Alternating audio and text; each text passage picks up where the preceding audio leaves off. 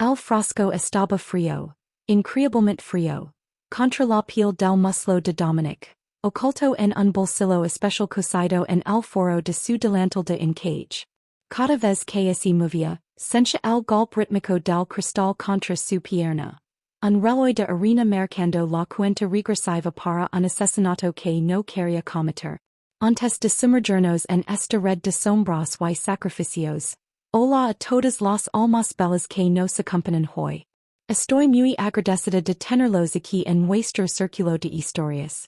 Y así que nos ven desde las deliciosas calles de Nueva York, los tranquilos campos de Europa o cualquier punto intermedio cuentan. ¿Desde donde nos sintonizan? ¿Cómo están hoy? De verdad espero que la vida esté siendo generosa con ustedes. Si aún no lo han hecho, por favor consideren darle al botón de suscribirse y unirse en nuestra familia. Su apoyo es el corazón de este canal.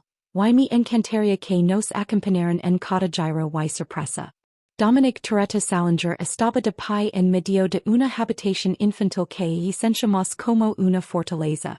Las paredes estaban revestidas con paneles de insonorización y las ventanas reforzadas con vidrio balístico. En el centro de la habitación había una cuna de caoba talada a mano, y dentro, un niño de 2 años llamado Leo. Era el único heredero del sindicato más temido de la costa este. Un niño nacido en un trono de casquillos de bala usados y libros de contabilidad manchados de sangre. Y Dominic estaba allí para asegurarse de que nunca creciera para sentarse en él. El aire en la mansión era denso, impregnado del aroma de puros caros y ozono. Justo detrás de las pesadas puertas de roble, podía escuchar los pasos amortiguados y rítmicos de los guardias armados.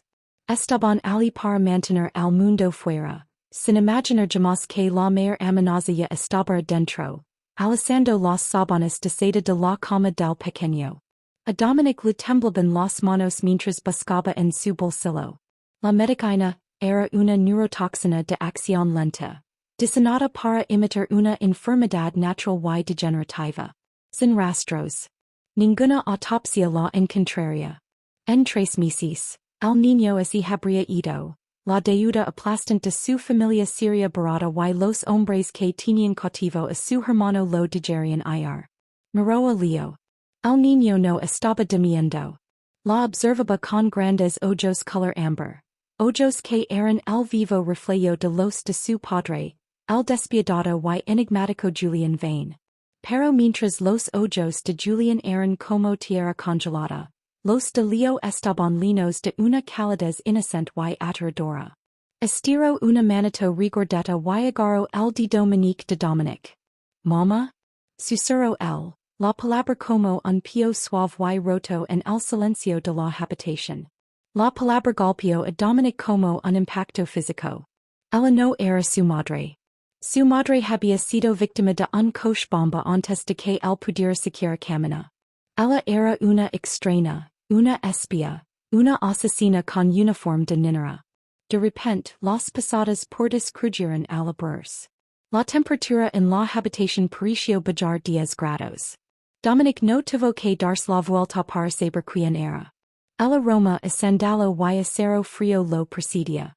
Julian Vane estaba en el umbral, con su silueta imponente y afilada, y su abrigo encubierto por el polvo de la nieve invernal. No parecía un padre, parecía un dios de la guerra regresando de una masacre. ¿Y así calmo?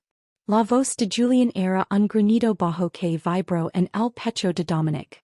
Se estaba quedando dormido, señor Vane, dijo Dominic, con la voz notablemente firme a pesar de que su corazón golpeaba a sus costillas como un pájaro atrapado. Julian se acercó, sus zapatos lustrados silentes sobre la alfombra gruesa. Se detuvo demasiado cerca. Su presencia era abrumadora. Miró a su hijo y luego a Dominic. Su mirada se demoró en las manos de ella, las manos que en ese momento ocultaban un veneno letal. Extendió la mano y sus dedos enguantados rozaron la muñeca de ella. Por un segundo, Dominic estuvo seguro de que él podía sentir su pulso acelerado, gritando su culpa. Eres diferente a los demás, Dominic. Murmuró Julián, escadronando esos ojos con una intensidad aterradora. Los otros le tenían miedo a él. O me tenían miedo a mí. Pero tú lo miras como si fuera lo único que importa. Dominic sintió que un sudor frío le recorría la nuca. Si él supiera por qué miraba realmente al niño. Si supiera que cada segundo que pasaba con Leo era un cálculo de vida o muerte. Acabaría con ella antes de que pudiera volver a respirar. Pero entonces, Leo volvió a estirar el brazo desde la cuna. No buscó a su padre. Buscó a Dominic, con su carita arrugada en una súplica de consuelo. Mamá, repitió Leo, esta vez más fuerte, con su pequeña mano aferrándose al delantal de Dominic, justo sobre el bolsillo donde yacía oculto el veneno. Julián así quedó helado. El aire en la habitación así volvió quebradizo. Miró a su hijo y luego volvió a mirar a la mujer que había contratado para ser una simple sombra en el fondo. Una emoción extraña y indescifrable brilló en esos ojos. No era aire, sino algo mucho más peligroso. Dominic se dio cuenta en ese momento de que ya no era solo una espía. Era el punto de equilibrio en una guerra que no comprendía. Y al mirar a Julián a los ojos, vio una tormenta silenciosa gestándose. La materia por el efecto del niño, o estaba él ocultando un secreto incluso más oscuro que el suyo? La pregunta ya no era si él podría matar al niño. Era si sobreviviría al padre el tiempo suficiente para intentarlo. El silencio que siguió el suave grito de mamá, de Leo fue tan pesado que sintió como si el oxígeno hubiera sido succionado de la habitación. Dominic Toretto Salinger mantuvo la mirada fija en el niño, con el corazón ejecutando un ritmo frenético y irregular contra sus costillas. Podía sentir los ojos de Julián Vane sobre su perfil. Una mirada tan afilada que sentía como una cuchilla suspendida justo por encima de su piel. Está confundido, susurró Dominic con una voz apenas audible. Está medio dormido, señor Vane. No sabe lo que está diciendo. Julián no se movió. Permaneció allí como una estatua talada en obsidiana. Sus hombres anchos proyectando una sombra larga y dentada sobre la cuna. Él sabe exactamente lo que está diciendo, respondió Julián, con una voz que era un estruendo bajo y peligroso. Mi hijo nunca ha llamado a otro ser vivo por ese nombre. Ni a sus enfermeras ni a sus tias. Y ciertamente tampoco al defile de mujeres de la alta sociedad que mis socios intentan meter en esta casa. Rodeó la cuna, moviéndose con la gracia depredadora de un hombre que ha pasado su vida cruzando campos minados. Se detuvo a centímetros de Dominic. El aroma de él, colonia cara, cuero viejo y un ligero rastro metálico de pólvora, invadió sus sentidos. Era un hombre que vivía en un mundo de control absoluto, pero aquí, bajo el tenue resplandor del proyector de estrellas, parecía inquieto. ¿Qué le has hecho, Dominic? Preguntó. No era una acusación de un crimen, no, sino una exigencia por comprender la magia que ella había tejido en solo 3 cortas semanas. Dominic respiró lento y pausadamente, tratando de ignorar el peso del frasco de neurotoxina en su bolsillo. No le he hecho nada, señor. Simplemente me quedo. Cuando se despierta gritando por terrores nocturnos, no llamo a los guardias. Lo abrazo. Cuando se niega a comer porque el personal de cocina le serve avena fría, me siento en el suelo y lo convierto en un juego. Lo trato como a un niño pequeño, no como a un activo o un heredero. La mandíbula de Julián se tensó. Este era el núcleo de su conflicto. Quería que Leo fuera un león, un sucesor que algún día gobernara el imperio Vane con mano de hierro. Pero al ver los pequeños dedos del niño enredados en el delantal de Dominic, Julián sintió una grita en su propia armadura. Odiaba la vulnerabilidad que el niño mostraba, pero se sentía inexplicablemente atraído por la mujer que la había provocado. Dominic lo observaba con la mente mil por hora. Necesitaba que él confiara en ella. Cada gramo de su supervivencia dependía de ser la cuidadora perfecta. Pero la culpa era algo vivo dentro de ella, royendo al estómago.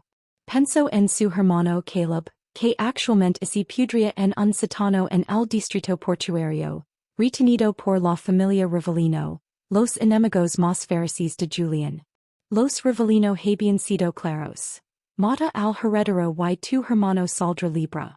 Falla y te lo devolveremos en pedazos.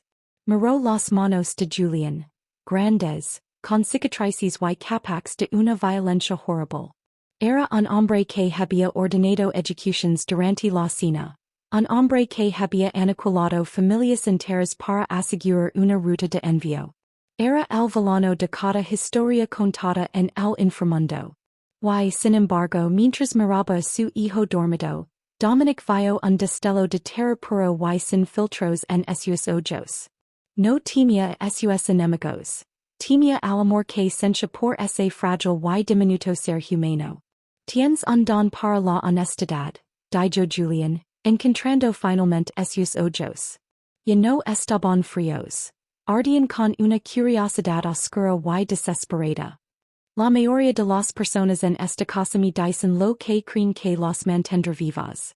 Tú me dices la verdad incluso cuando me resulta incómoda. La verdad es lo único que vale la pena tener en un lugar como este, dijo Dominic, con la ironía sabiendo a ceniza en su boca.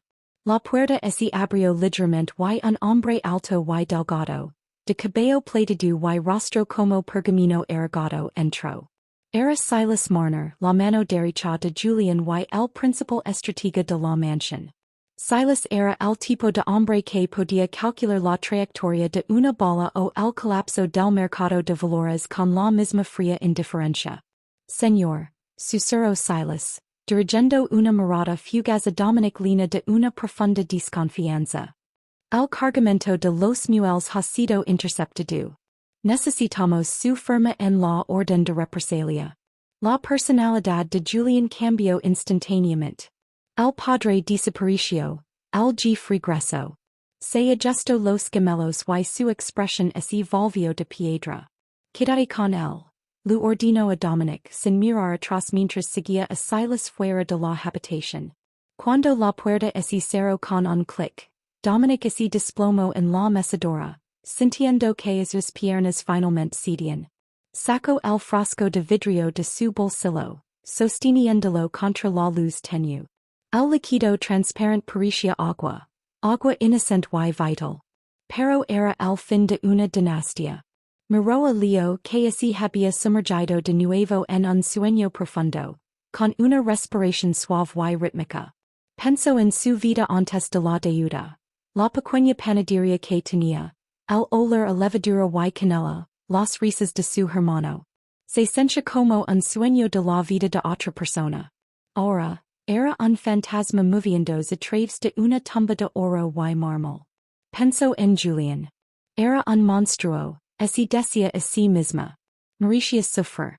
Merecía sentir la pérdida de su legado. Pero mientras estaba allí sentada en la oscuridad, se dio cuenta de la aterradora verdad. Julián Vane no era un monstruo para ella. Era un hombre ahigándose en su propio poder, y por alguna razón, la miraba como si ella fuera el único bote salvavidas a la vista. Su teléfono vibró en su cintura. Un celular desechable. Un mensaje de texto. Dosis uno esta noche. O enviamos un dedo. A Dominic se lo revolvió el estómago. Miró el biberón en la mesita de noche, lino de leche tibia. Todo lo que se necesitaba eran dos gotas. Solo dos gotas y podría salvar su hermano. Alcanzó el biberón, con la mano temblando tan violentamente que casi deja caer el frasco. Desenroscó la tapa de la neurotoxina. El mundo pareció reducirse a ese único momento. El destello del cristal, el niño dormido, el peso de la vida de un hermano. Se inclinó sobre el biberón, con la punta del frasco suspendida sobre la leche. Mamá, murmuró Leo en sueños un sonido pequeño y satisfecho. Dominic se quedó helada.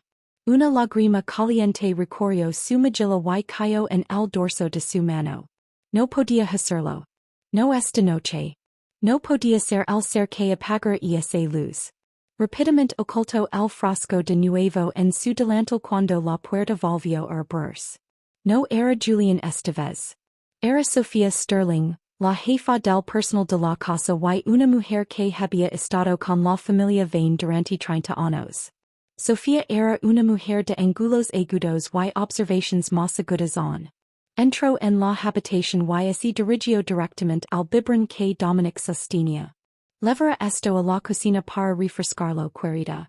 Dijo Sofía, entrecerrando los ojos al notar el rostro de Dominic cercado por las lágrimas. Pareces agitada. Esta casa tiene una forma de drenar el alma. ¿No es así?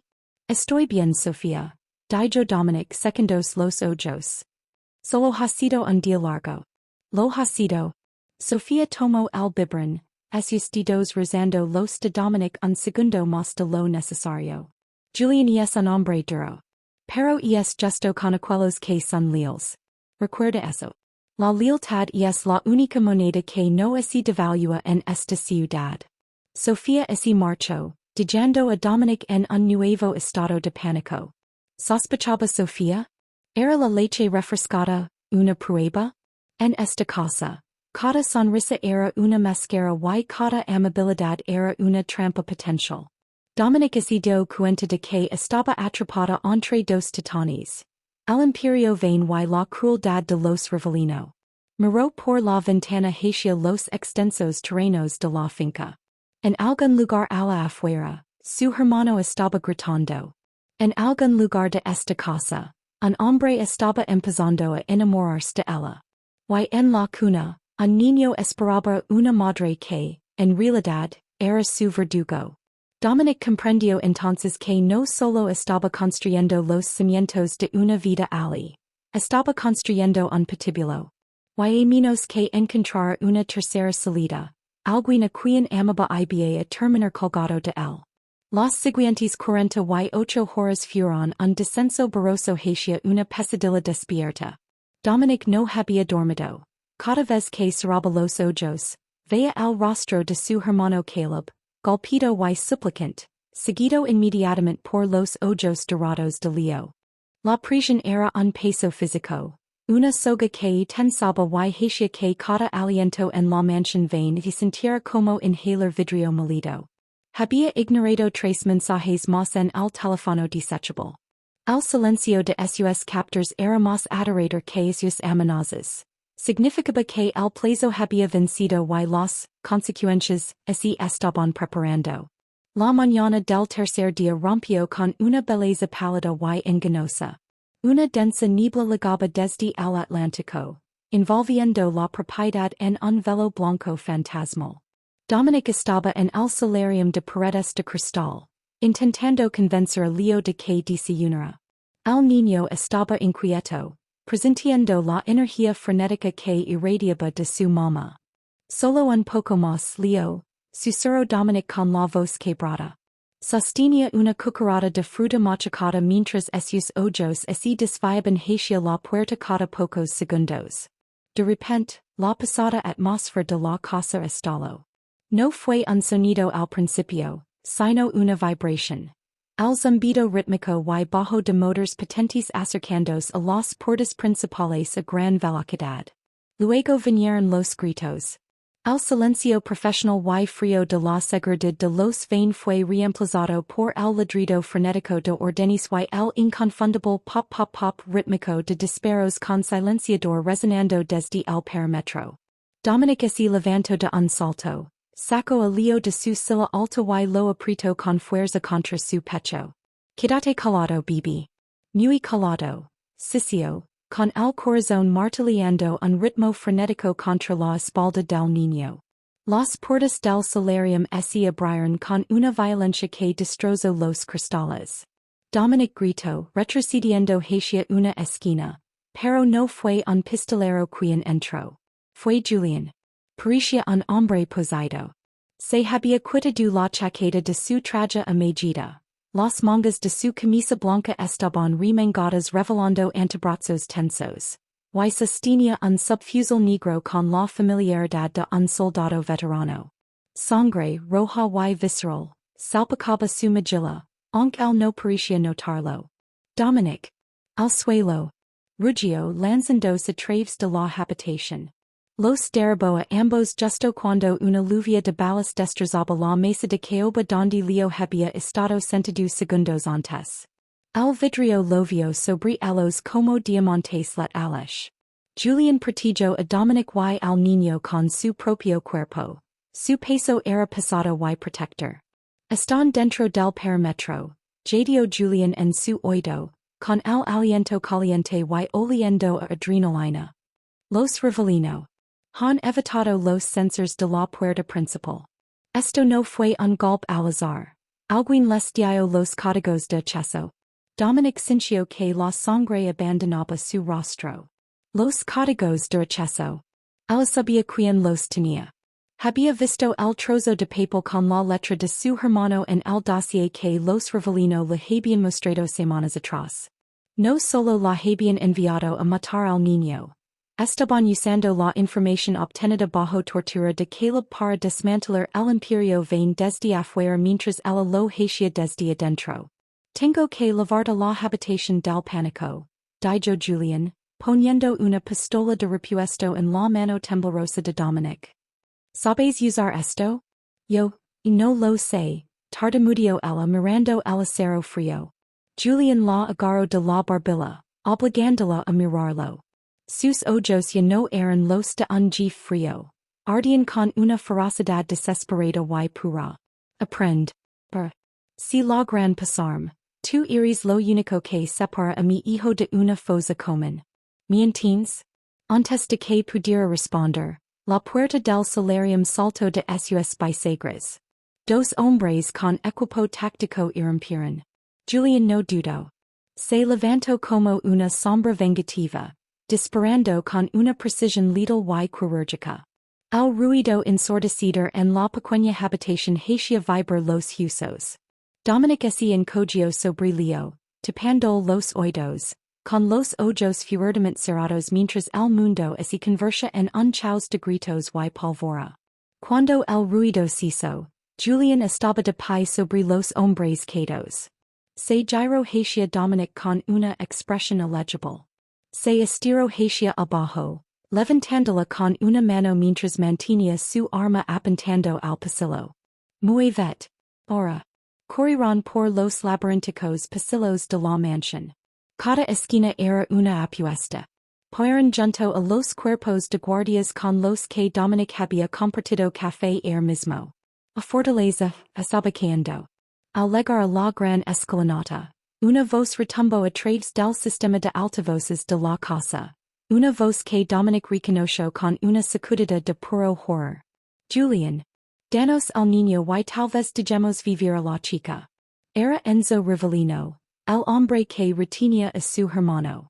Dominic. Has tu trabajo, o Caleb Muir en los próximos 5 minutos. Julian se detuvo en seco. Se giró lentamente hacia Dominic, viendo el cañón de su arma apenas una fracción de pulgada. La traición en sus ojos fue más dolorosa que cualquier bala. El silencio entre ellos era un vacío, llenado solo por los sollozos aterrorizados de Leo. Caleb. Susurró Julian, el nombre como una maldición en sus labios. ¿Quién es Caleb Dominic? Dominic sintió que el mundo se tambaleaba. El secreto había salido a la luz. La espía había sido desenmascarada. Miró a Julian, el hombre al que se suponía debía destruir. Y no vio a un monstruo, sino a un padre que acababa de darse cuenta de que su última línea de defensa era un caballo de Troya. Julian, puedo explicarlo. Comenzó pero la voz le falló. ¿Explicar qué? Sisió Julian, dando un paso hacia ella, su rostro una máscara de furia gelada. ¿Qué tú eres la filtración? ¿Qué te enviaron aquí para masacrar mi hijo? ¿El acto de mamá era parte del precio? ¿Lo entrenaste para que te amara para que fuera más fácil clavarle el puñal? No. Lo amo. Gritó ella, la verdad surgiendo antes de que pudiera detenerla.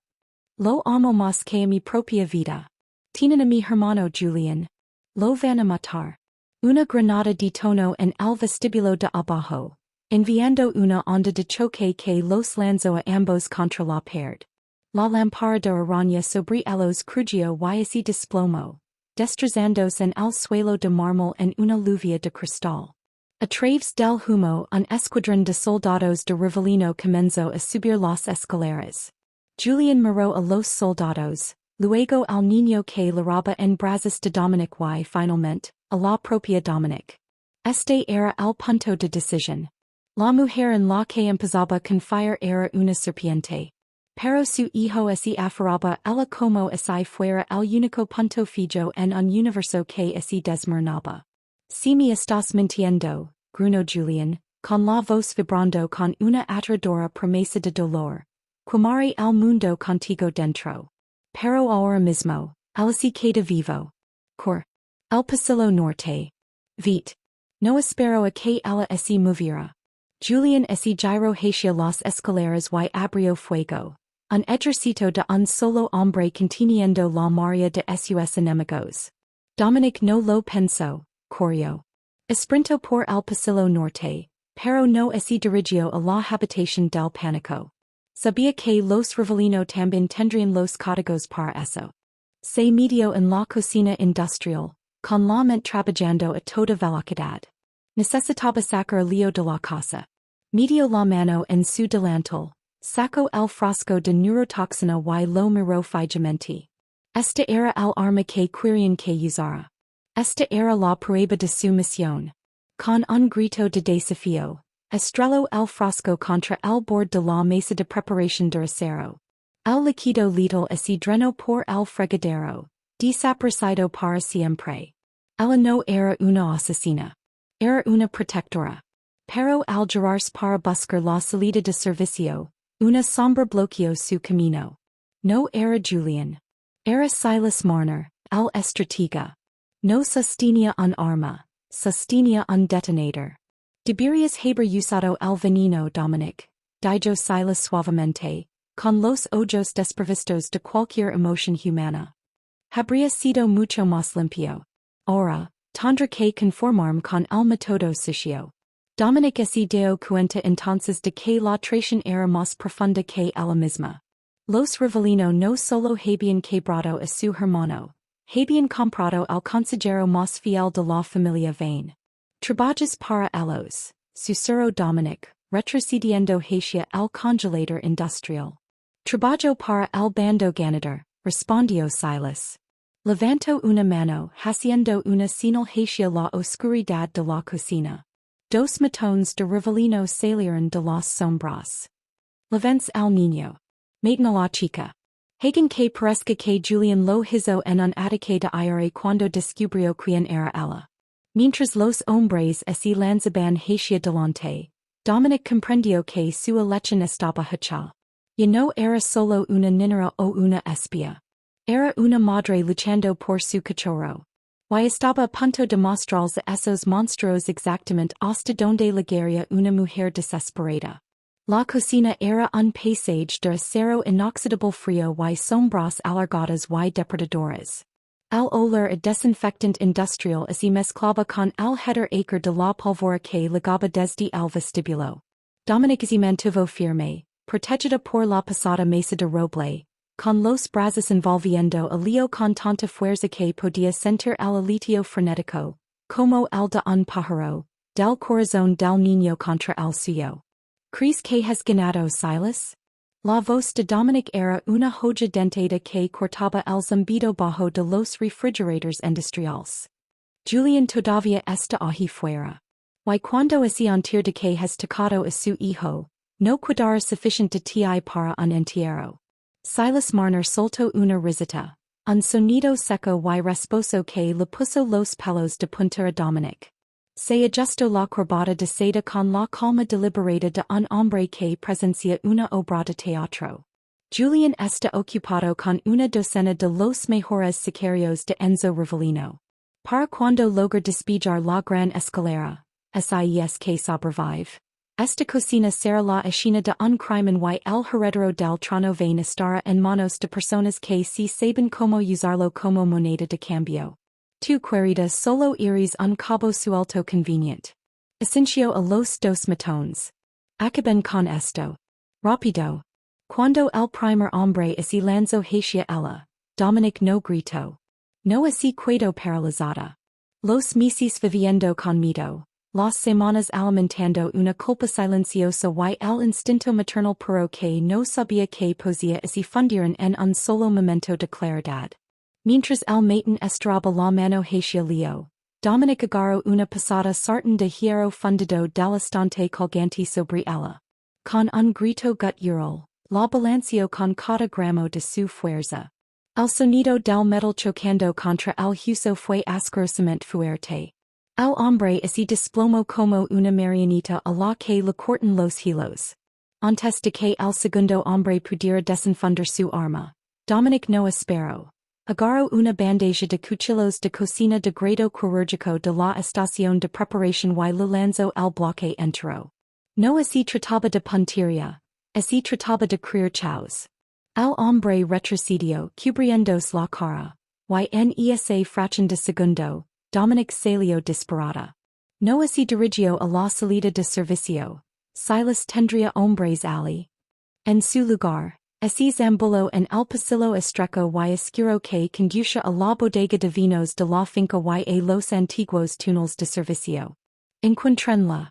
Rugió Silas, perdiendo finalmente su fachada de calma. Si ese niño sale de esta casa están muertos. Dominic corrió a través de la oscuridad, con los pulmones ardiendo.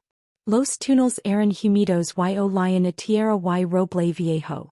Leo estaba llorando ahora, un llanto agudo y aterrorizado que resonaba en las paredes de piedra. Yo Leo por favor mi niño valiente. Vomiting. Yo te cuido. La palabra mama, southeast sencha diferente ahora. No era una mentira. No era una cortada. Era un voto. Luego a una pasada puerta de hierro al final del túnel. La entrada al sótano donde zumbaban los generadores de emergencia. Corrió el cerrojo justo cuando escuchó el golpe pesado de botas golpeando el suelo del túnel detrás de ella. Estaba atrapada, pero tenía un momento de respiro. Se dejó caer al suelo sentando a Leo en su regazo. Estaba cubierta de holland, sangre y sudor, pero su mente estaba más afilada que nunca. Miró la pistola que Julián le había dado. Nunca en su vida había disparado un arma. Buscó el seguro, una pequeña palanca que había visto en las películas, y lo quitó. De repente, un panel oculto en la pared se deslizó con un sisio hidráulico. Dominic niveló el arma hacia la abertura, con el dedo temblando en el gatillo. No despaires. Soy yo. Era Julián. Estaba maltratado, con la camisa rota y empapada en sangre, pero estaba vivo. Salió del paseo secreto y sus ojos encontraron inmediatamente a Leo. El alivio que inundó su rostro fue tan profundo que lo hizo parecer humano por primera vez. Dámelo, ordenó Julián dando un paso adelante. Dominic no se movió. Mantuvo el arma apuntando a su pecho. Silas es un traitor, Julián. Él fue quien los dejó entrar. Él es quien quería a Leo muerto. ¿Cómo sé que tú no lo sabías? ¿Cómo sé que todo esto no es una prueba enferma de mi lealtad? Julián se detuvo. Miró el arma y luego a los ojos de Dominic. Vio el fuego allí. La rabia desesperada y protectora de una mujer que mataría a un dios para salvar a un niño. No se enfureció. En cambio hizo algo que Dominic nunca esperó. Bajo su propia arma y extendió sus manos vacías. No sabía lo de Silas, dijo Julián con voz baja y quebrada por el cansancio. He pasado mi vida rodeando de vapores porque pensaba que podía controlar el veneno. Me equivoqué. Pero sé una cosa, Dominic. Tú rompiste ese frasco. Vi los vidrios en el suelo de la cocina a través de las cámaras antes de que cortaran la energía. Tuviste la oportunidad de salvar a tu hermano y matar a mi hijo. Y nos elegiste a nosotros. ¿Por qué? Dominic sintió que el arma le temblaba en la mano. Porque solo es un niño pequeño, Julián. ¿Y por qué? Porque no eres el hombre que el mundo cree que eres. O al menos yo no quiero que lo seas. Julian esse acerco lentamente, hasta que al canon de la pistola quedo presionado contra su corazón. Entonces ayúdame a salvarlo. Los rivalino esse están reagrupando afuera. Tienen el perímetro bloqueado. Silas tiene los códigos de la armería. Nos supran 10 a 1. ¿Qué hacemos? Susurró Dominic, bajando finalmente el arma. Julian estiró la mano, acunando el lado de su rostro. Su toque fue sorprendentemente suave, un contraste absoluto con la violencia que los rodeaba. Hacemos lo que la gente como nosotros siempre hace, Dominic. Lucamos. Pero esta vez no lucamos por un trono o una deuda. Lucamos por la única cosa en este mundo que no está en venta. Miró a Leo, quien había estirado la mano para agarrar el pulgar de Julian. Lucamos por la familia. El momento fue interrumpido por el sonido de la puerta de hierro gimiendo bajo un fuerte impacto. Los hombres de Silas los habían encontrado. El rostro de Julian se endureció y la vulnerabilidad desapareció tras una máscara de intención letal. Agarró una pesada caja de equipo y la empujó contra la puerta. Luego se giró hacia Dominic. Hay una antigua tubería de drenaje que leva al acantilado. Esa estrecha y hay una queda de 3 pisos hacia el océano. Es la única salida que no conocen. No puedo saltar al océano con un niño pequeño, Julian. Es invierno. Nos congelaremos. Tengo un bote esperando a una milla de la costa. Si logramos llegar al agua, tenemos una oportunidad. Pero debo cuidarme aquí para retener la puerta. Si entran al sótano te atraparán antes de que toques el agua. Dominic sintió un terror frío asentarse en sus entrañas. No. No te dejaré. Nos vamos juntos. Dominic, escúchame, dijo Julian agarrándola por los hombres. Quieren al heredero. Si me quedo yo soy el objetivo. Tu levate a Leo. Liga al bote. Si no lo logro. Hay una lave en el foro de la penauer de Leo. Aber una boveda en Zurich. Levatello. Desaparece. C'est la madre que el cree que iris. Julian, por favor. La puerta de hierro se dobló. Una bisagra se rompió con un sonido similar al de un disparo. Julian empujó a Dominic hacia la abertura de la tubería de drenaje. Vite. Es una orden. Mientras Dominic se arrastraba por la tubería oscura y humida, abrazando a Leo contra su pecho, miró hacia atrás una última vez. Julian estaba de pie frente a la puerta, su silueta enmarcada por las chispas de las ametralladoras que los rivalino usaban para cortar el acero. Parecía un rey frente a las puertas del infierno. Comenzó a gatear mientras el sonido de las gélidas olas del Atlántico rompiendo ala abajo se hacía más fuerte con cada centímetro. La tensión era algo vivo, una manta sofocante de miedos. Detrás de ella estaban los sonidos de un último y desesperado tiroteo. La tubería de drenaje era una garganta estrecha y claustrofóbica de hormigón cubierto de limo que parecía no tener fin. Dominic gateaba sobre sus rodillas, con la piel rompiéndose a través de las medias, encorvando su cuerpo sobre Leo para protegerlo de los bordes oxidados y cortantes del interior. El aire era gélido y sabía a sal y a decadencia antigua. Detrás de ella, el trueno rítmico del subfusil de Julian se volvía más tenue, reemplazado por los ecos aterradores y retumbantes de explosiones estructurales. La mansión, la jaula de oro que había habitado, estaba siendo destrozada. Luego al final de la tubería y el mundo se abrió hacia un vacío aterrador. El océano Atlántico se agitaba 3 pisos más abajo, un caldero revuelto de tinta y espuma blanca. El viento azotaba su cabello contra su rostro, punzante como agujas congeladas. Está bien, Leo, susurró el oído del niño, con la voz temblando tanto que apenas era un soplo. Tenemos que ser muy valientes ahora. Como el pequeño león que tu papa dice que eres. Leo no loro. Miró el agua vasta y oscura, y luego volvió a mirar a Dominic. Sus pequeños dedos se clavaron en la clavícula de ella. Confiaba en ella. Al peso de esa confianza era más pesado que la queda de 3 pesos. Justo cuando Dominic se preparaba para saltar, una mano se cerró con fuerza sobre su tobillo. Gritó lanzando patadas salvajes, pero el lugar era como una prensa. Fue arrastrada hacia atrás, hacia la oscuridad de la tubería. Giró sobre sí misma con la pistola en alto, pero una bota pasada lo arrebató el arma de la mano de una patada antes de que pudiera encontrar el gatillo. Siempre fuiste rápida para correr, Dominic, se burló una voz. No era un matin de los Rivellino. Herkilp. Dominic se quedó helada, con el corazón deteniéndose en su pecho. Su hermano estaba de pie en la boca del túnel, iluminado por el parpadeante resplandor naranja de los incendios de arriba. Pero no parecía un prisionero. No estaba golpeado. No estaba quebrado. Vestía equipo táctico de alta gama, llevaba un rifle elegante colgado al hombro y sonría. Una sonrisa afilada y hambrienta que ella no reconoció. Caleb, jadeó, con su mente luchando por cerrar la brecha entre la víctima que había intentado salvar y el soldado que tenía delante. ¿Estás vivo? ¿Cómo escapaste? Caleb se rió y el sonido fue más escalofriante que los disparos. ¿Escapar? Dominic, yo soy quien orquestó la legata. Yo fui quien negoció el trato entre Silas y los Rivellino. ¿De verdad pensás que me estaba pudriendo en un sótano?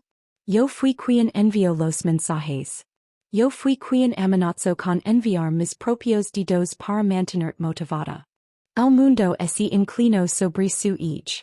Cada gramo de culpa que Dominic había cargado, cada gota de sudor que había derramado, cada momento que había pasado contemplando un asesinato para salvar a su hermano, todo había sido una actuación.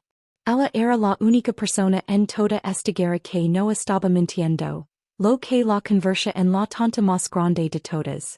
¿Por qué? Jadeó, apretando más el lío cuando empezó a lorquir. Ramos familia Caleb. Heiste du por ti.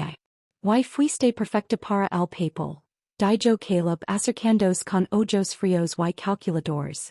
La hermana inocente era la única forma de burlar la seguridad de Julian Vane. Es un bastardo paranoico, pero tiene una debilidad por cierto tipo de mujer rota. Sabía que interpretarías el papel de la niñera devota porque realmente eres así de blanda.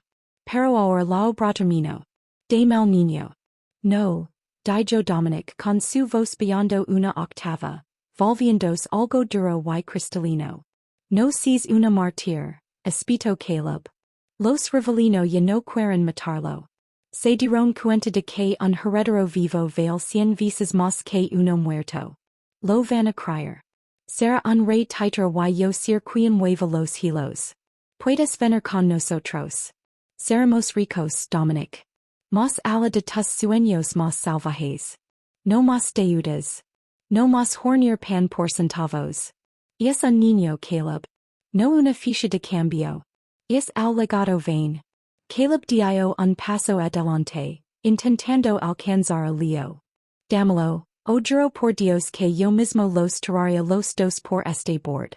Dominic miró a su hermano, la persona que más había amado en el mundo, y solo vio a un extraño usando su piel. En ese momento lo último de su antigua vida se consumió. Se dio cuenta de que la familia no se trataba de la sangre. Se trataba de quien estaba a tu lado cuando el mundo estaba en llamas. ¿Quieres al heredero? Susurró Dominic. No esperó su respuesta. No saltó al océano. En su lugar, se lanzó hacia adelante, no lejos de Caleb sino contra él. Usó el impulso de su cuerpo para embestirlo, clavando su hombro en el pecho de él. Caleb, tomado por sorpresa por su repentina agresión, trapezó hacia el interior de la tubería. Mientras forcejaban, Dominic vio una sombra alzarse detrás de Caleb. Julian. Parecía un espectro de la muerte, con el rostro cubierto de sangre y holland. No dijo una palabra. Agarró a Caleb por la parte trasera de su calico táctico y lo estrelló contra la pared de hormigón con una fuerza que agrietó la piedra. Julian. Gritó Dominic. Julian la miró con ojos salvajes y ardientes. Lo había escuchado todo.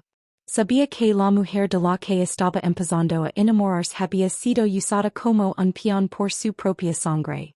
Miró a Caleb apretando esos dedos alrededor de la garganta del hombre.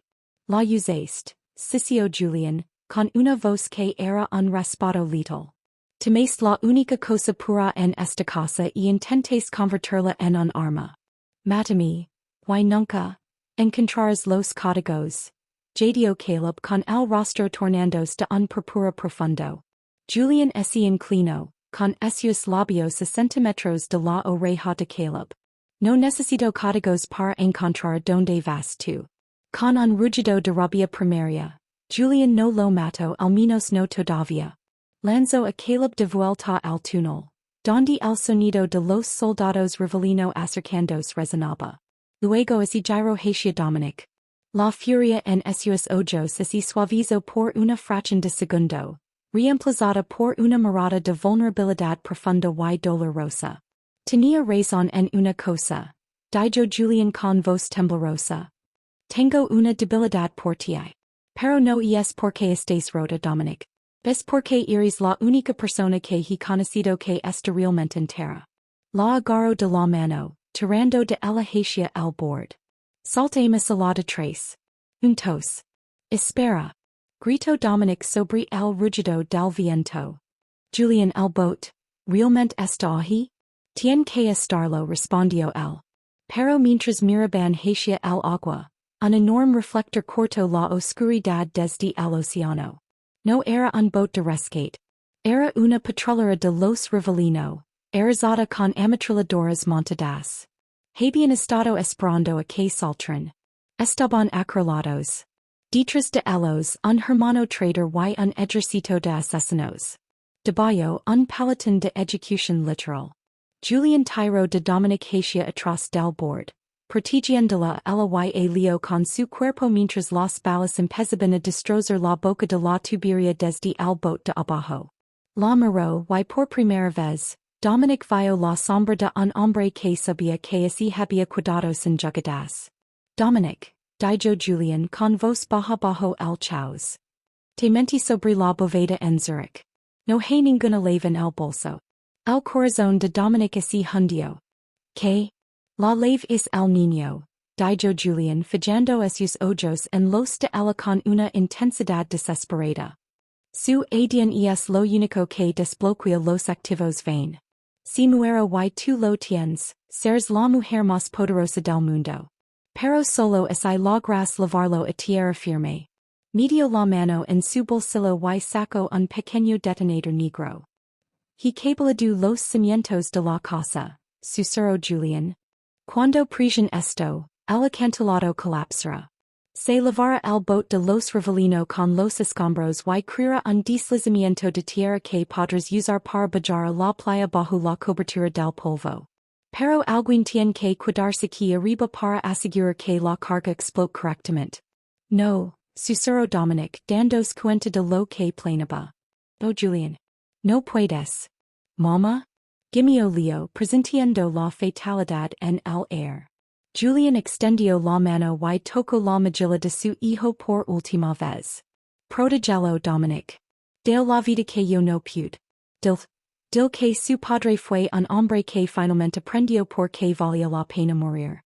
El mundo se convirtió en una sinfonía de piedra triturándos y viento alante.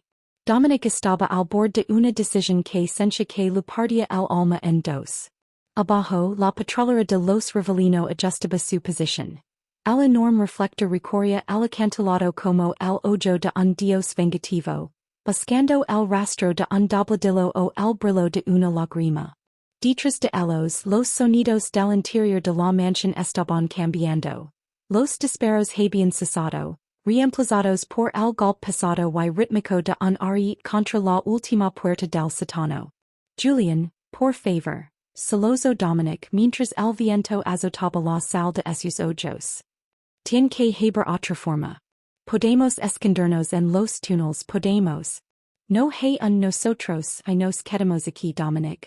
Rugió Julian sobre el vendaval. apretando sus hombres con tanta fuerza que ella podía sentir su desesperación a través del abrigo. En 60 segundos esa puerta vía ceder. Caleb y Silas la cruzaron. No solo me mataron a mí. Si levran a Leo y lo convertiron en un monstruo. O lo mataron para borrar el lineage. No puedo permitir que eso pase.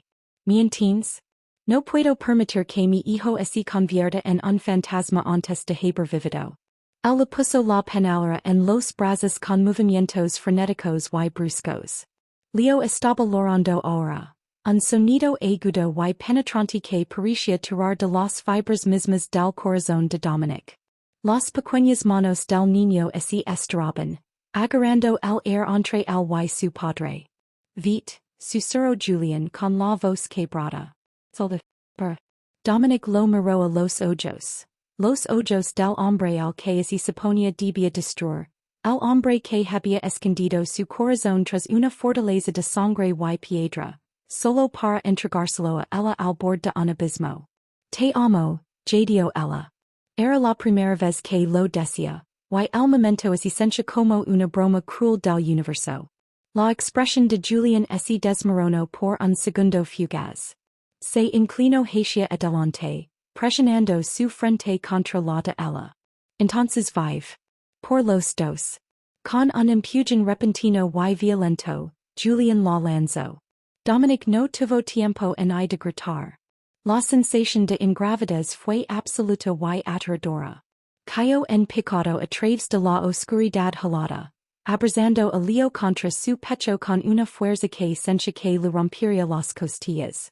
Escondió la cabeza, encogiendo su cuerpo como una bola alrededor del niño, rezándola un dios con el que no había hablado en años. El impacto con el agua no fue un salpicón, fue una colisión. El Atlántico se sintió como chocar contra hormigón. El frío fue un golpe físico, mil agujas de hielo clavándose en su piel, robando el aire de los pulmones. Se hundió profundamente en la negrura, mientras el peso de su ropa empapada la arrastraba hacia el silencio aplastante del fondo del océano. Lucha, sisió una voz en su mente. Lucha por él. Con una descarga de adrenalina que sabía a copra. Dominic pateó. Sentía que his pulmones iban a estallar, un fuego ardiente en un mundo de hielo. Rompió la superficie, jadeando por un aire que sentía como plomo líquido. Buscó a Leo.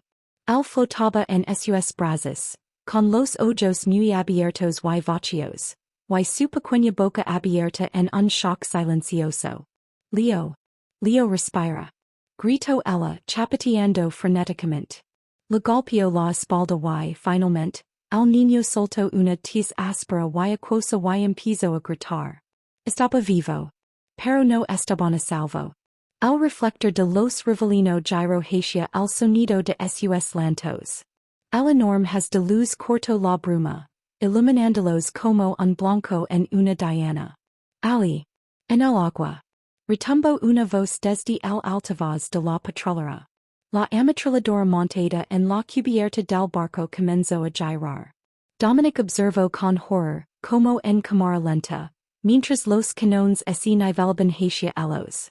Era un blanco fácil, a kilómetros de la costa, sin más refugio que las olas. Entonces, el mundo se volvió blanco. Una explosión masiva sacudió el acantilado arriba. No fue solo un estallido. Fue un movimiento fundamental de la tierra. Dominic vio como los cimientos de la mansión vain, la sede del poder, la tumba de los secretos, estaban en una columna de llamas naranjas y humo negro. La cara del acantilado comenzó a desmoronarse. Rocas gigantescas del tamaño de casas se desprendieron y cayeron al mar. Los escombros golpearon el agua con la fuerza de mil bombas. Una ola masiva de sedimento, roca y espuma surgió hacia afuera. La petrolera de los Rivalino, atrapada en la trayectoria directa del derrame, fue aplastada instantáneamente. El reflector parpadeó y se apagó mientras el barco era tragado por la montaña de piedra que caía. Dominic fue arrastrado por la marejada, lanzada como un trozo de madera a la deriva. Golpeó algo duro, un madero flotante, y así afero el con esos últimos fuerzas. Miró hacia el acantilado. La mansión había desaparecido. La tubería había desaparecido. Julian había desaparecido. Julian logró dejar con la voz perdida en el rugido de la costa colapsando. Saba sola. Verdadera y aterradoramente sola. El frío empezaba a ganar. Un letargo intimidador que así arrastraba por sus extremidades. Sus dedos se sentían como bloques de madera, resbalando del madero. Miró a Leo, que tiritaba violentamente en sus brazos, con la piel tornándose de un azul fantasmal y traslúcido. Lo siento Leo, susurró ella con la cabeza cayendo. Lo intent. Lo siento mucho. Cuando sus ojos empezaron a cerrarse, vio un destello rojo en la oscuridad. Una bengala. Luego otra. Un pequeño bote inflable negro. Un RIB.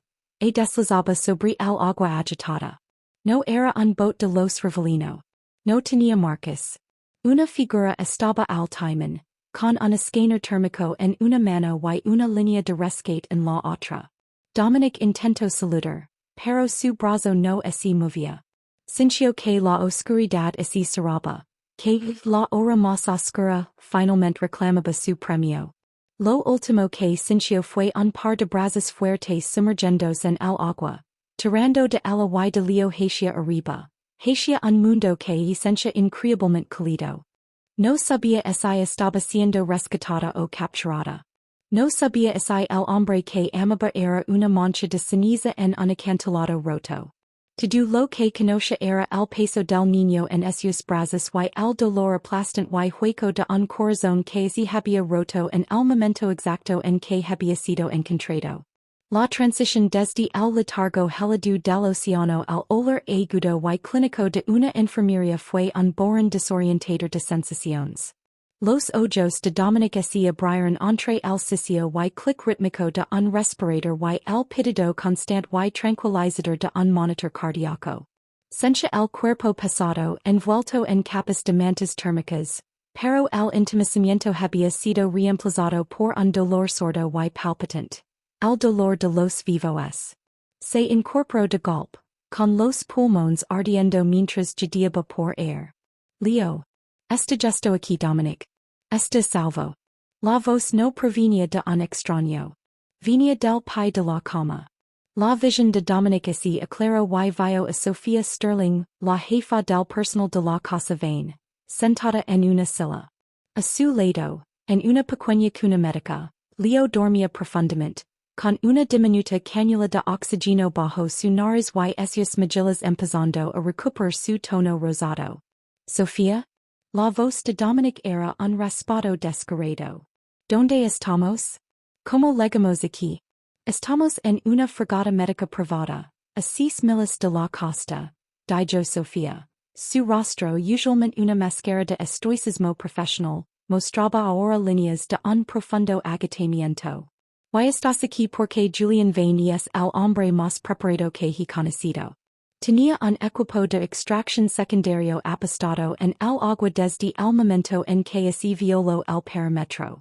Sabía que Silas estaba comprometido desde hace semanas. Simplemente no sabía que tan profunda era la podredumbre. El corazón de Dominic dio un vuelco. Julian, ¿el está? La expresión de Sofía se oscureció y desvió la mirada. El silencio que siguió fue como una joya fría clavada en el pecho de Dominic. El colapso fue total, susurró Sofía. Las cargas se colocaron para asegurar que nada sobreviviera en ese acantilado. Te saquemos a ti y al niño del agua momentos después del derrame. Buscamos una señal, un rastro, cualquier cosa. Pero el calor de la explosión y el volumen de roca.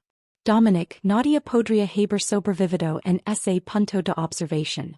Dominic se hundió de nuevo en las almohadas, con un celoso atrapado en su garganta.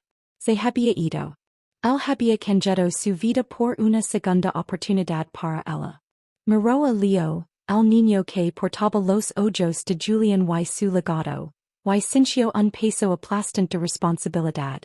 Hay algo más, dijo Sofía. ponian dos de pi y entregando a Dominic una pequeña tablita impermeable.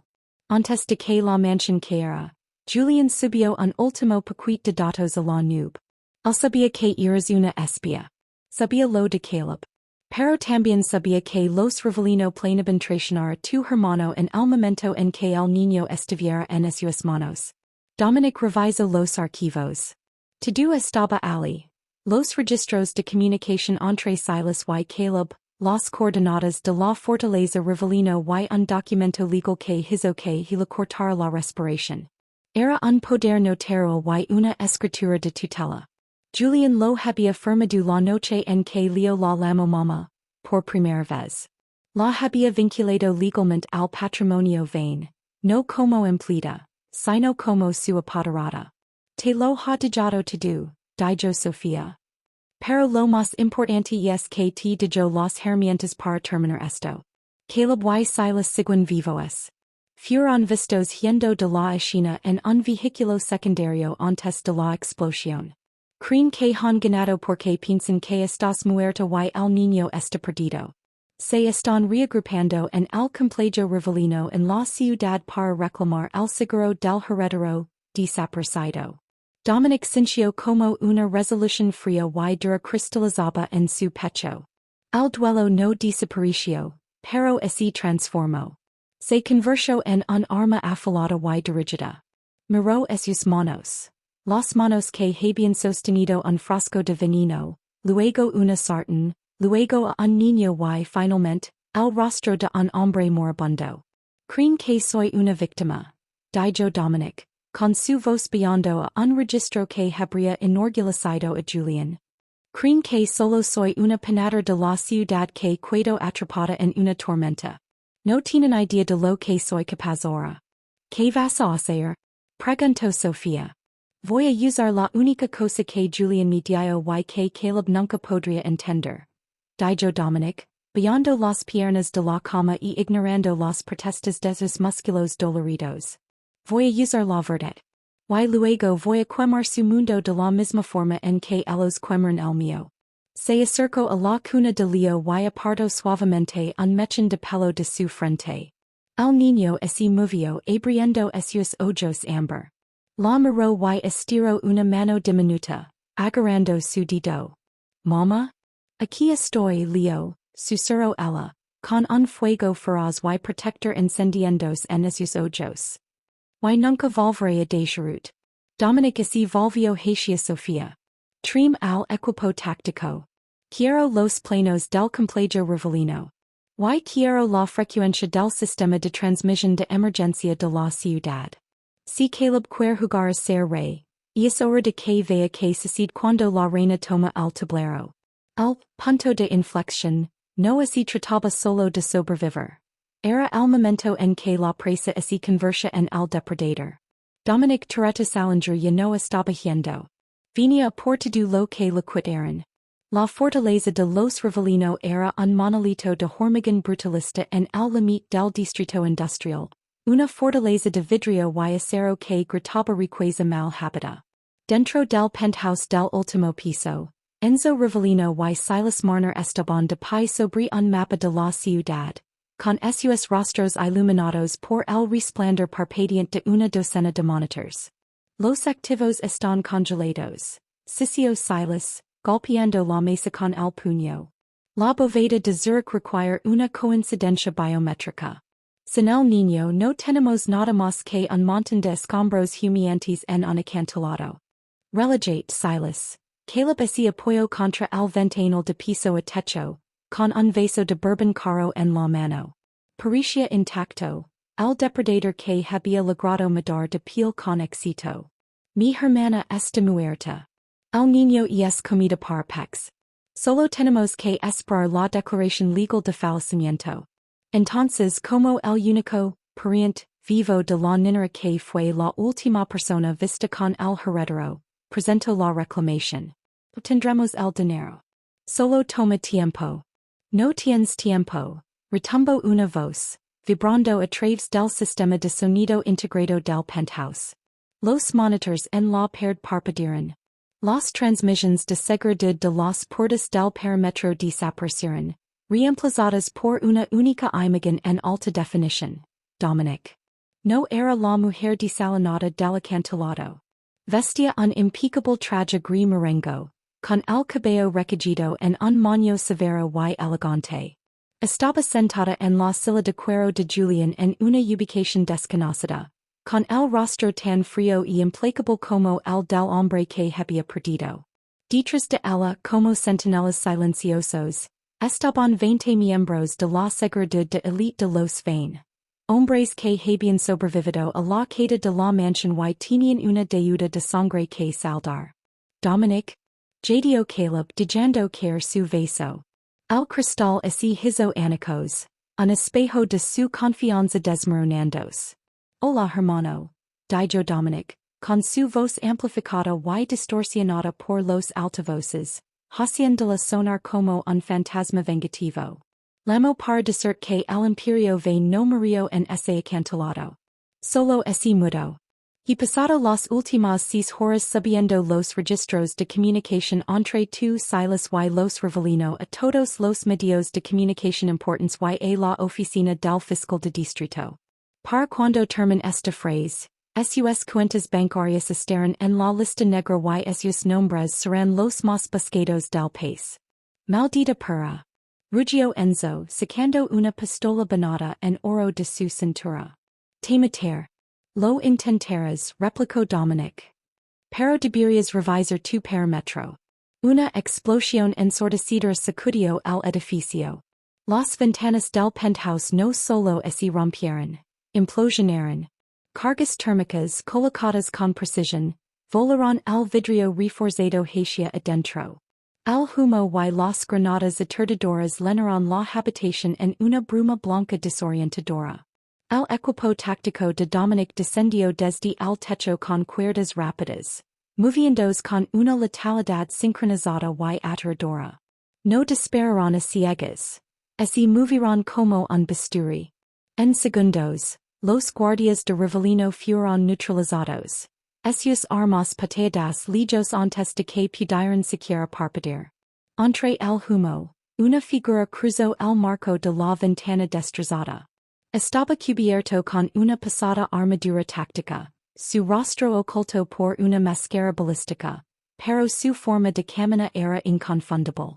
Se movía con una cadera pesada y decidida, y su presencia ejercía una fuerza gravitacional que succionaba el aire de la habitación. Camino directamente hacia Caleb, que se encogía detrás de la barra.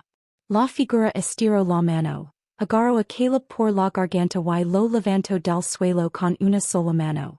Lo estrelló contra la pared, luego levantó la mano y se quitó la máscara. Julián Vane vivía. Su rostro era un mapa de cicatrices y quemaduras, un recordatorio dentado y crudo del fuego por el que había caminado para volver con su familia. Sus ojos no estaban solo fríos, eran pozas de ceniza incandescente. Julián, jadeó Caleb con los ojos desorbitados. Fue Silas.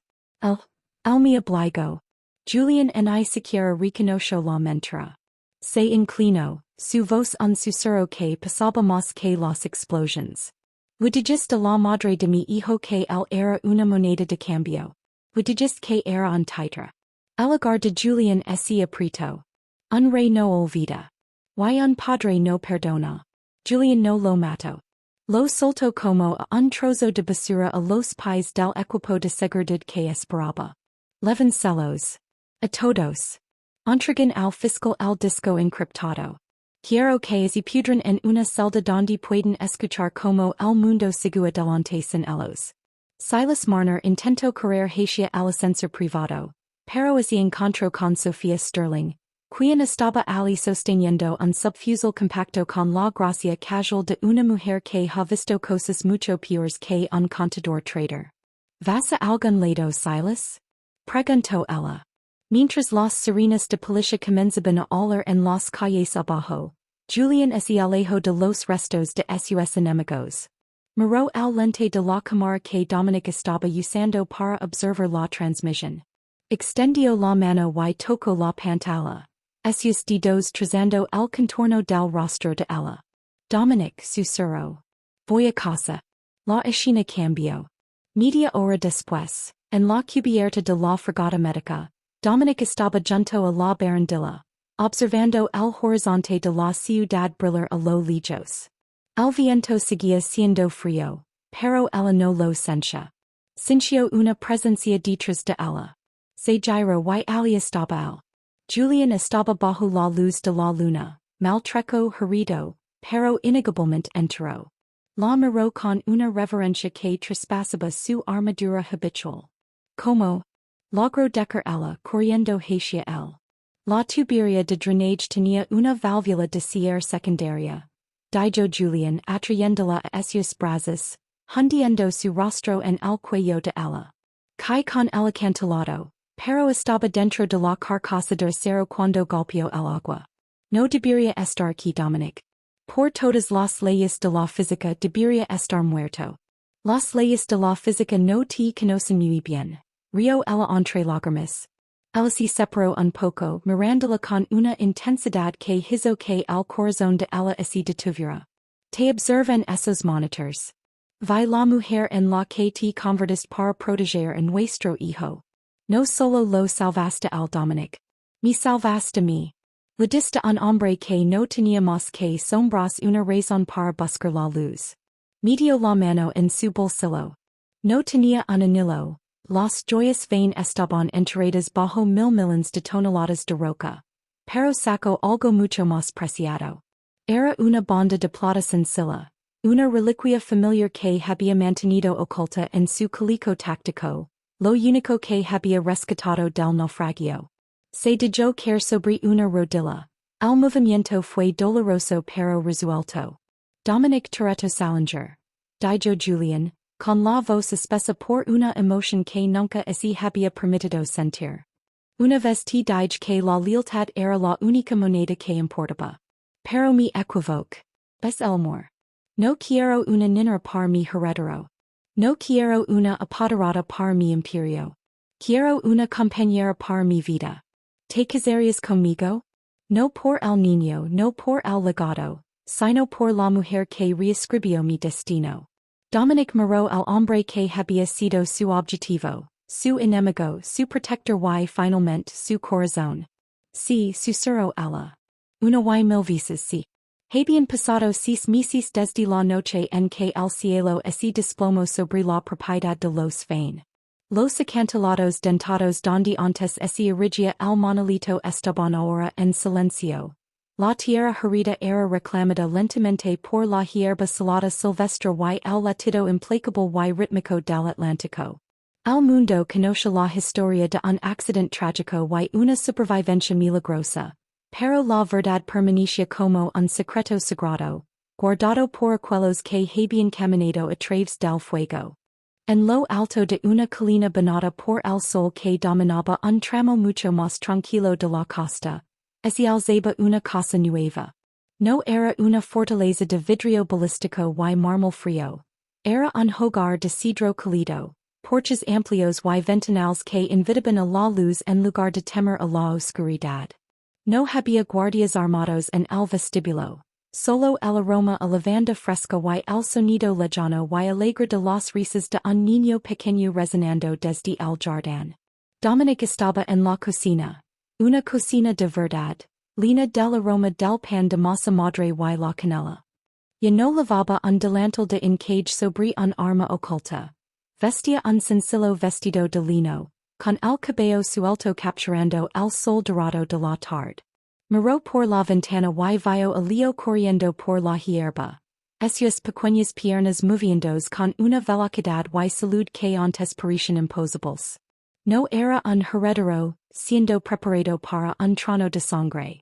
Era simplemente un niño pequeño llegando a las tridas con un golden retriever.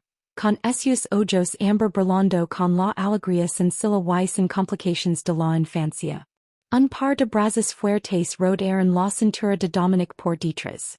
Ella se reclinó contra el pecho de Julián, cerrando los ojos al sentir el latido constante y poderoso de su corazón contra su espalda. Julián ya no vestía trajes a medida. Lavaba suéteres suaves y la expresión relajada de un hombre que finalmente ha depuesto su espada. Las cicatrices de su rostro permanecen, pero es y habían desvanecido en líneas platidas, recordatorios de una vida pasada que ya no tenía poder sobre él. El pan el perfecto, susurró Julián, besando la coronilla de su cabeza. Y es la receta de mi abuela, respondió Dominic, llorandos en esos brazos para quedar frente a él. Aquella con la que solía sonar cuando estaba atrapada en aquel sótano de vida. Nunca pensé que realmente llegaría a hornerlo para mi propia familia. Julián la miró con una profundidad de devoción que aún le cortaba la respiración. En los meses transcurridos desde la propuesta, no solo habían construido una casa, habían construido un nuevo mundo. Los activos de los vain habían sido liquidados y trasladados a fundaciones legítimas, invirtiendo en la misma ciudad que una vez explotaron. Sofía y los leales permanecieron, pero ya no eran un ejército privado, eran los guardianes de un legado pacífico. En cuanto a Caleb y Silas, eran notas a pie de página en un capítulo cerrado. Cumplían cadenas perpetuas en una instalación de alta seguridad, despejados de esos nombres y de su influencia. Dominic había visitado a Caleb una vez. No fue por venganza, fue para cerrar el ciclo. Había mirado a su hermano y no sintió más que una profunda y silenciosa lástima por un hombre que eligió el oro sobre la sangre. Leo. Llamó Julián hacia el jardín. El niño se detuvo en medio de su carrera, con el rostro iluminado. Papá. Corrió hacia el porche, tropezando ligeramente pero recobrando el equilibrio con la resistencia que Julián siempre había admirado. Subió los escalones a toda prisa y se lanzó contra sus piernas. Julián lo alzó en brazos, elevándolo por lo alto mientras Leo soltaba una carcajada pura, como el tanido de una campana. Mamá. Papá. Miren. Leo señaló hacia el océano, donde un grupo de delfines rompía la superficie del agua resplandeciente. Dominic se unió a ellos en la barandilla, con una mano apoyada en el hombro de Julián y la otra acariciando el cabello de Leo. Permanecieron allí juntos. Una espía que se convirtió en madre, un Jefe que se convirtió en padre y un niño que se convirtió en el puente entre esos almas. Sabes, dijo Julián con voz baja y línea de paz. La gente solía decirme que el poder era la única forma de conservar lo que amas. Dicen que si no eres temido eres un blanco. Miró a Dominic, con los ojos brillando con una luz suave y duradera. Pero se equivocaban. El único poder que importa es el poder de cambiar tu propia historia. Tu cambias la mía, Dominic. Me enseñaste que un legado no es lo que dejas en un testamento. Es el amor que dejas en el corazón de un niño. Dominic se acercó rozando esos labios con los de él. Y tú me enseñaste que la familia no es algo en lo que naces. Es algo por lo que eliges luchar, incluso cuando las probabilidades son imposibles. Mientras el sol comenzaba a ocultarse bajo el horizonte, pintando el cielo con trazos de violeta, naranja y oro, los tres permanecieron bajo la luz mortecina. No había más secretos. No más venenos. No más deudas que pagar con sangre. La niñera y el Jefe habían desaparecido. En su lugar, estaban un esposo y una esposa, viendo a su hijo crecer hacia un futuro que finalmente, y de forma hermosa, era suyo. Las olas continuaban rompiendo contra los acantilados ala abajo, pero por primera vez en sus vidas, el sonido no se siente como una amenaza. Se siente como una canción de cuna. Y esa, amigos míos, es la historia de cómo el amor puede reconstruir incluso los imperios más destrozados. Dominic y Julián encontraron su paz. Y Leo encontró a la madre que siempre mereció. Realmente espero que esta historia haya tocado su corazón tanto como el mío. ¿Cuál fue su momento favorito? ¿Fue el salto desde el acantilado o esa hermosa propuesta de matrimonio? Díganmelo saber en los comentarios. Los leo todos. Muchísimas gracias por ser parte de este viaje. Si aún no lo han hecho, por favor pulsen el botón de suscripción y únanse en nuestra comunidad. Tenemos muchas más historias emotivas y de alto impacto para compartir con ustedes. Hasta la próxima, y recuerden, por muy oscura que sea la noche, siempre hay un camino de regreso a la luz. Cuídense mucho y nos vemos en la próxima historia.